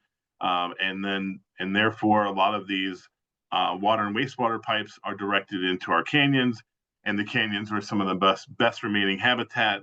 So failures in those places resulted in a lot of damage to sensitive habitat and sensitive species. So we were trying to develop some way to protect them. Along with that, we have strong development pressure. So developers were having issues with gnatcatchers and other sensitive species on their property and how they mitigate for them. And it created a bunch of small mitigation islands across the city, really not providing the type of contiguous habitat that a lot of these species need to thrive. So without diving too deeply into the MSCP, you kind of understand some of the reasons why we have it. There are multiple different jurisdictions that in San Diego County that have worked on this with us, and there's individual subplans, which really takes a lot of the planning and things like that outside of the federal government and brings it into the city. So we have a set of conservation strategies and goals We set aside key biological areas and habitat linkages that really provide that connectivity to all these different areas of conservation. And so our MSCP is a 50-year permit that is with the state and the federal government. The federal government calls these habitat conservation plans. The state government calls them natural communities conservation programs. They're very, very much the same thing. It includes a lot of areas within the city. And like I said, 92 different species of plants and animals. Across 2 different plans. The first one being the 1997 plan, this multiple species conservation City of San Diego subarea plan. And then in 2017, we finalized our City of San Diego vernal pool habitat conservation program to add 7 additional species into our conservation programs. And this is a map real quick. You can see across the western part of San Diego County where everything in the teal is kind of these core biological areas, and everything in orange are these biological linkages, which they're mostly associated with river systems, creek systems. From the south to the north, you can see Tijuana River, the Otay River, Sweetwater, the San Diego River, San Clemente Creek and Rose Canyon, all the way up to Los Penasquitos and the San Dieguito River. But you can see the connectivity that all those have from the coast to the mountains, which is really important for species diversity and genetic drift and genetic integrity across those species. Here you can see what we listed as our multiple habitat planning area. These are areas where the MSCP is enacted. So these are, again, the core biological areas. You can see the large spots of Mission Trails and Los Penasquitos up north, and all the way up into Lake Hodges in the San Pasqual Valley at the north part of the city. So what does this all entail? So all told, our preserve system is over 51,000 acres. About 27,000 acres of those are open to the public. And we have those rare species. We have about 178 trailheads and over 250 miles of trail now. But you can see one of the things that I like to compare and contrast are these national parks. So if you talk about Bryce Canyon, Carlsbad, Haleakala, Mesa Verde, all of these are kind of single unit parks where they may have similar acreages to the city.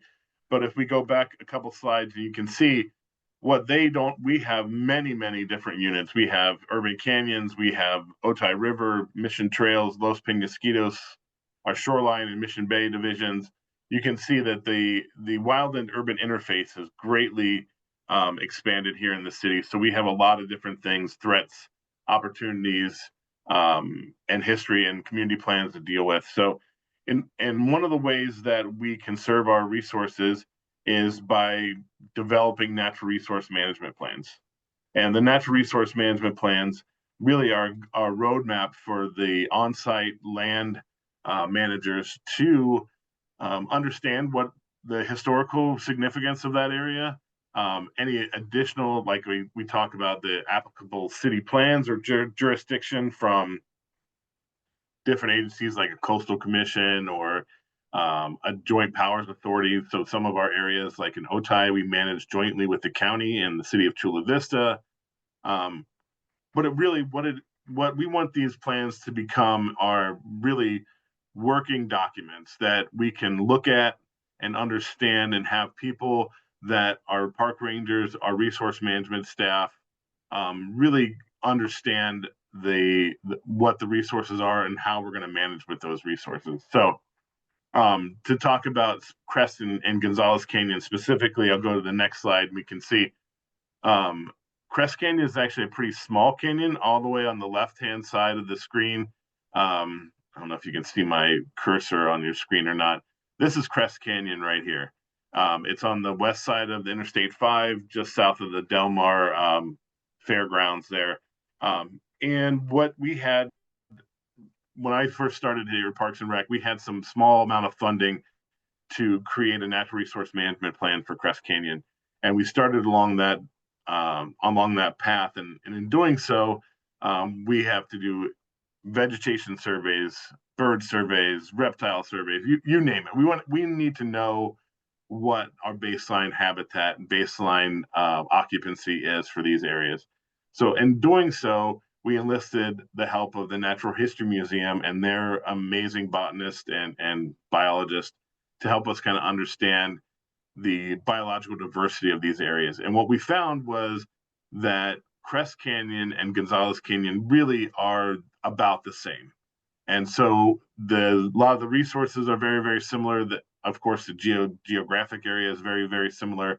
And some of the threats and opportunities and community plans are very similar too. So we decided as a group here to lump those together and create a one natural resource management plan for Crest and Gonzales Canyons.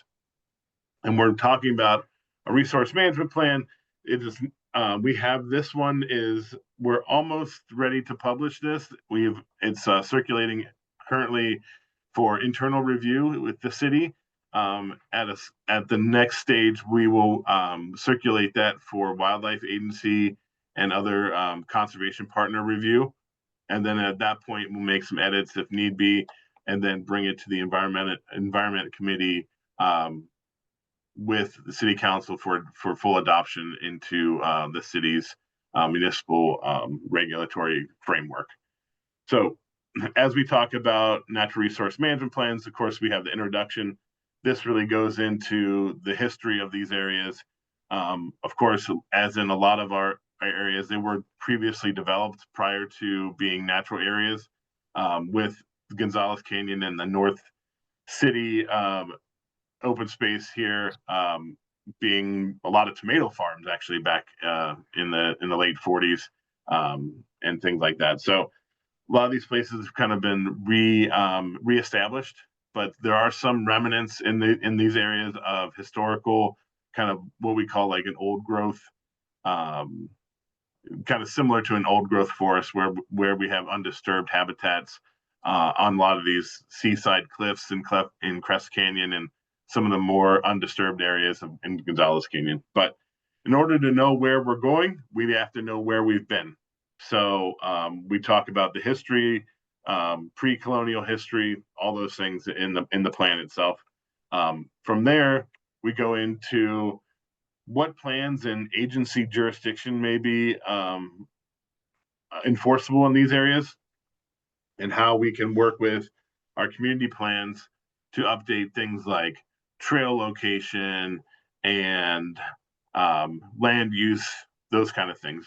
So we can see there's several different areas of community plans that are involved with this one, and we go through each one of those and how the impact for those community plans may impact the management of those natural resources in Crest and Gonzales Canyons. The next section we talk about is our land use and recreation in these areas. So as you can see, there's quite a bit of residential area, residential uses in Crest and Gonzales Canyon. They're almost completely surrounded by development on all sides. And so that makes the management of these natural resources very difficult, because we don't have just one thing that, like in a single unit, you can say, oh, well, we can just eliminate this road or eliminate this potential land use conflict or something like that. Here you can see all these finger canyons that go right into development. So you have potential for encroachments or potential for invasive species to be brought in there. And then some of the other threats we can talk about here in a second. So how do we really need to understand, like I said, we really need to understand what our existing conditions are. So there has been extensive work done by my staff and our conservation partners to map every square foot of these canyons and classify them in a which one is this? I think we're using Overbauer's classification process for the plant communities here. So you can see we have quite a few different plant communities that are existing in these canyons right now. Many of them are very rare or sensitive, and some of them are not very sensitive or not very rare. Of course, disturbed habitat or places where we have a large invasive component, but we have a lot of open water, mud flats. We have Torrey pine woodland in these areas, and a large population of endangered and threatened plants in Crest Canyon and Gonzales Canyon, some of which we discovered for the first time in doing some of these surveys.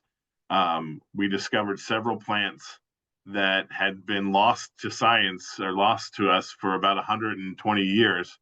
A species of grass that we found in Northern California or Northern San Diego County, excuse me, with one of our conservation partners, not on a city property, but it hadn't been seen in about 120 years in San Diego County. And then people started looking for it, and we started finding it more and more places, which is really exciting. And our initial review of these sites, we had almost 300 about 290 species of plants that we had identified in our first blush of resource surveys. In conjunction with the Natural History Museum, we added another 270 different species to this list. So we have nearly 600 species of plants that are calling Crest and Gonzales Canyon home, which is very impressive. It's one of the most diverse areas in the city. So again, all the more reason to protect it, all the more reason to have this plan be developed and published here shortly. So that being said, a lot of work went into these maps. A lot of work went into restoring or researching historical populations, going to the natural resource herbariums and finding historical populations that may have been here that we may not have been found, that we went back and checked on them, and in some cases the plants were still there 20, 30 years after they had first been documented. So really great work by our biology staff to kind of complete this existing conditions surveys. Along with the existing conditions and other things we have to really understand are what threats might be happening in these areas. Of course, urbanization is a huge threat. Invasive species, another really big one. And then sometimes it's infrastructure that is a threat. And in Gonzales Canyon, it's not been as bad, but there are still some stormwater drains that are producing massive amounts of erosion during high flow events. Crest Canyon, we had a few years ago, we had large sinkholes that had resulted from a large stormwater drain failure, which that project is still ongoing. The restoration of it necessitated a huge part of the canyon to be excavated and new infrastructure be put in there. We've been working with our engineering and capital projects team and our stormwater team to complete that project and get the area vegetated. And we've run into some problems there with really saline soils, because in previous years, there has been other issues with stormwater drainage and sinkholes in this canyon. And in the late 80s, I do believe we had another sinkhole issue. And instead of bringing in new soil, soil was brought in from the San Diego Lagoon, which, if you could imagine, is very salty and saline soil. Not a lot grows in that, except for those plants that really prefer that, those halophytic plants. So what we're seeing now is issues with really saline soil all the way up in the top of Crest Canyon. So we have some salt marsh plants growing where coastal sage scrub should be growing, but we're having to kind of pivot and at least get those areas vegetated with those halophytic plants for the time being, until those halophytic plants can really start converting some of that salt into other metabolites that are not as constrictive to regular growth. So we have our work cut out for us there, but that's a huge threat in Crest Canyon. Other things that we have to worry about, of course, are wildfire and development, those kind of things. But for the most part, this canyon is pretty stable from development side of things. These areas are dedicated parkland, which means that they cannot be easily overturned and developed. They are part of our multiple habitat planning area, which has its own set of regulations in the city for development. So, but lots of different threats. And of course, fragmentation is one threat I didn't really speak about, but you can see there's large sections of the canyon that have been cut off from one another by development and roads and things like that, which is not a big deal for some animals and birds, but for plants, it's really difficult for them to spread downstream when they're being channeled. You know, the creek or the drainage down the middle of the canyon gets channeled into stormwater. It doesn't have a chance to spread out into the riparian area and flourish. So those are a lot of different threats we kind of look at through here and identify them. And you can kind of see here too as some of our stormwater conveyances in Crest and Gonzales Canyon. You can see that some of them just go right down into the canyon from the adjacent neighborhoods where they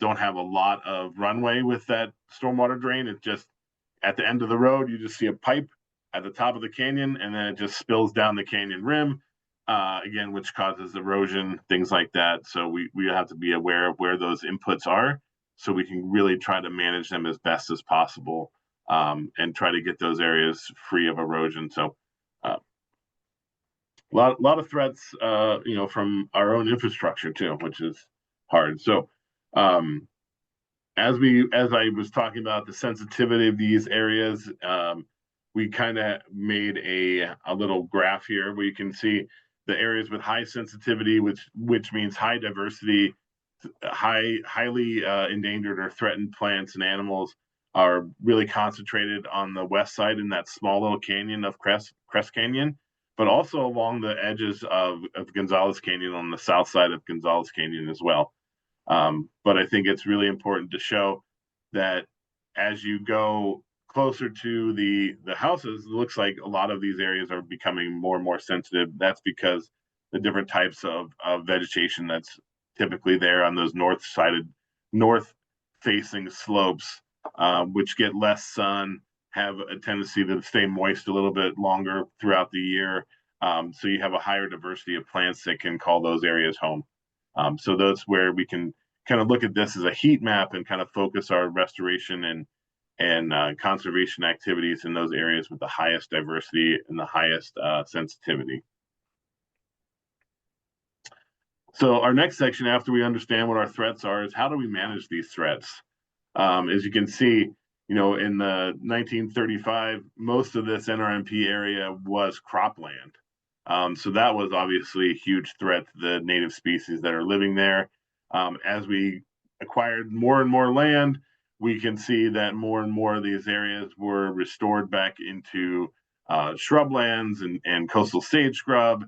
And then also you can start seeing a lot more of the wetland being restored in this area. There's been massive wetland mitigation projects that have happened in this north kind of area along the San Diego Lagoon, both for the El Camino Bridge widening project. Our stormwater department has a advanced permitting mitigation area that they're developing there, which will create several, I think about 30 new acres of wetland. So these are areas that we're going to focus our management on to make sure after they're handed back over to the city, once stormwater is done with their project, they'll hand this back over to our Park and Rec department to manage that in perpetuity. We'll continue to, of course, manage Gonzales and Crest Canyon related to the sensitivity there, but it really gives this is just kind of a snapshot. Again, each one of these sections is multiple pages long. The whole document is, I think, about 180 pages. So then there's also addendum that we had provided to that will attach, including like what are the common species that we see there, and kind of a field guide that we've developed in the back of this natural resource management plan. And what I want to really get across is this plan is not meant to just write and then stick on the shelf and look pretty. We want it to be on the desk of our rangers. We want it to be on the desk of our resource people, the desk of anybody who wants to print it out and downloaded it, or those stakeholders in the area. So they have a really good idea of what the city is doing to protect and manage the resources in these areas. And I'll say so this in general is kind of the overview of our Crest and Gonzales plans, but we have another one in the works as well. Our Tecolote Canyon Natural Resource Management Plan is also in the works currently, and we should have that one done probably, I'm guessing next calendar year. That one will be ready for review from the city side of things. And once we get done with those two, those are the two that we have kind of currently in the works. We have another one it's partially done, the Western Otay River Valley Regional Park NRMP. That's for areas west of the 805 and Otay River Valley. We've done a lot of the biological resources surveys in those areas. We're getting ready to, once we get these done and off our plate, we'll get ready to do that. But my staff that completes these has a very challenging. I work on it too, as well. But we also are required to monitor all of our rare plants and vernal pools. And so, for a good portion of the year, from the start of January until, in some cases, middle of June, we're working on monitoring rare plants and vernal pools. So it doesn't allow us to work as diligently on these things, because I have two biologists that work on the MSCP related issues, one biologist that works on the vernal pool issues, and we have now have one GIS analyst that helps us kind of create maps and do analysis, spatial analysis there too. So that being said, we're really working hard on getting things moving, and we have a lot to do. And in order to kind of prioritize what we're doing next, what we have done is we worked pretty closely with some of our internal staff here. I'm going to just show you, just give you a quick preview of this. So we decided to create a natural resource management prioritization tool. And what this is going to be doing is, one of our interns kind of took over for another intern who'd been working on this, is really do some analysis of where our natural resource management plans are, what they, and then doing a kind of a matrix of kind of ranking those on what they might, what their priority might be. So you can see this slide has a lot of the areas that we will be doing natural resource management plans on. And we took in a lot of different socioeconomic factors, all kinds of different edge effects. So there's a lot of information in this document that we'll be sharing here at a later date. Again, we'll take this to the environmental committee to kind of allow us to really kind of focus on those areas that we want to prioritize for the next natural resource management plan. But you can kind of see we put a lot of effort into really kind of breaking down what might be best to work on next. And you can kind of see we weighted scores based on a lot of different things. You can see kind of where we have equity, linkages, plant and animal effects, edge effects, all these different things. So that being said, we're working on this, and this will be more public at a later point, but just to kind of show you where our heads are at, how we're going to prioritize the next plans to be done, to be worked on. And we might be adding another section on here to account for wildfire resilience. So we have some interesting data that had came up for us on that one too. So with that being said, let me just put it back in presentation mode here. I think. Nope, wrong button. There it is. Does anybody have any questions for me that I can answer or find out an answer for you? Sure. Before we get into questions, let's just see if there's any public comment. If there's any public comment, please raise your hand or press *9. We'll go with Mr. Sullivan.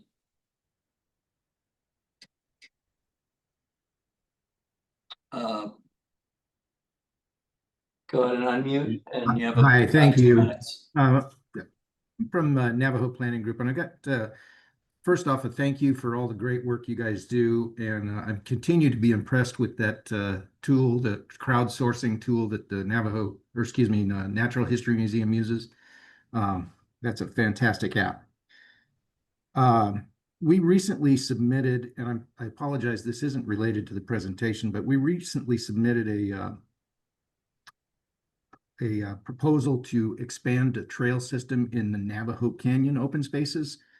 And so I was wondering if you have a Navajo Canyon open space management plan or natural resource management plan for Navajo Canyon? We do not currently have a resource management plan for Navajo Canyon. I do believe that'll be included in the San Diego River natural resource management plan that has been kicked around a bit in the late 2010s, or I guess early 2010s, late 2000s. But it hasn't been completed yet, and that's one of the areas we're looking at is for the next round. Yeah. Okay, thank you. So we submitted that proposal, those set of ideas for expanding the trails in that canyon as a part of the Park and Rec Needs Assessment. So Salome Martinez has that if you're interested in seeing it. We do have an interested person or trying to join the Open Space Committee for some time, but do you have any input to that committee? The Open Space Committee within Parks and Rec, I'm not aware of that committee. Is it? To be honest with you, it's not anything that I'm aware of at Open Space. Is it part of the Park Foundation or? No, it's more an If I association. might, apologies, but if I might, we want to keep the comments related to what's on the agenda. Perhaps that the specific comments on the committee can be followed up by either Mr. Berenger or Ms. Chase after the meeting. Sure. Thank you. Yeah, Kevin, you can feel free to reach out to me and I can get you connected with the right people. Thank you. All right. I do not see any other hands raised, so we'll go to board member questions and comments related to this presentation. Okay, I'm not seeing any sudden movement. Very interesting presentation. Thank you very much. I know I'm very interested in the Tecolote Canyon, so if you're not bringing it forward to us, if you could please share with us when that is available, so that we can review that as it's available. Yeah, whenever these plans are ready for prime time, as we'll say, after they've gone through our city review and our conservation partner review, and all edits and made, we'll make these public to this board and all the rest of the public in San Diego for sure. Great, thank you. With that, we will conclude the information items and go on to agenda item number 9, our action item. So this is starting the ad hoc committee for the annual report. So just for board member Harvey, we present an annual report to the Environment Committee related to what we've heard and ultimately our recommendations. This is the first steps in developing that report, coming up with a committee, an ad hoc committee to start to solicit recommendations from the broader committee and begin to draft that report. We're doing it earlier in the year this year so that we have time to go back and forth and refine in order to present to the Environment Committee, tentatively scheduled for either October or November. I see Julia shaking her head yes. Correct. So with that, are there any interested parties in being on the ad hoc committee to create the annual report? And so we're not meeting in August, right? So this will be due for presentation for September. Whoever's on this, is that the plan for that time-wise? Yeah, I mean, I think the plan is to be able to present sort of some draft concepts in September, In September. get feedback, and then ultimately with the plan to finalize the report in October. But if feedback is needed during that time, we can go through you and make a poll or something, is that? Or like solicit feedback from the committee, from the board? You have the Yeah. recommendation form, correct? Yeah, I was gonna say, Okay. we have the recommendation form, so what I had thought, and I mean, I'll volunteer to be on the committee. That we send that recommendation form to everybody and ask Okay. them to fill in recommendations so that the committee can kind of help gather and format and prepare and to help facilitate that conversation in September. Okay.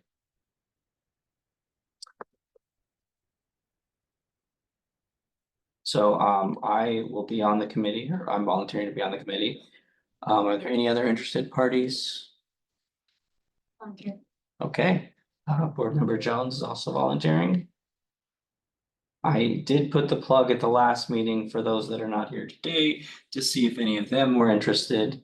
None of them clearly articulated interest, but we can always follow up with them as well.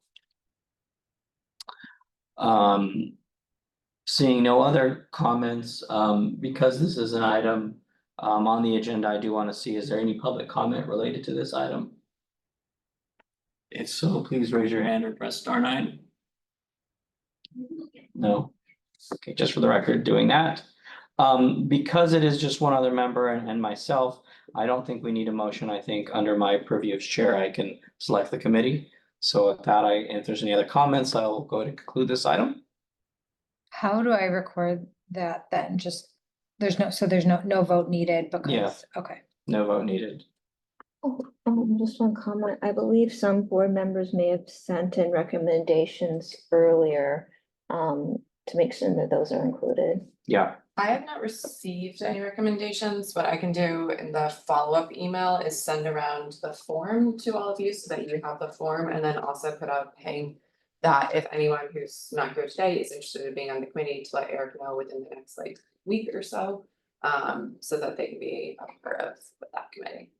yeah, and we can also look through the minutes, because there might be any actions we've taken will be in the minutes. Okay.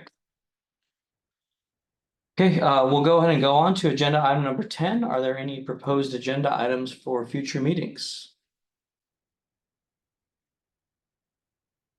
Okay, I'm seeing no movement. We will go ahead and move to agenda item 11, which is adjournment at precisely 3:01. Thank you, everybody. Thank you. Thank you. Thank you.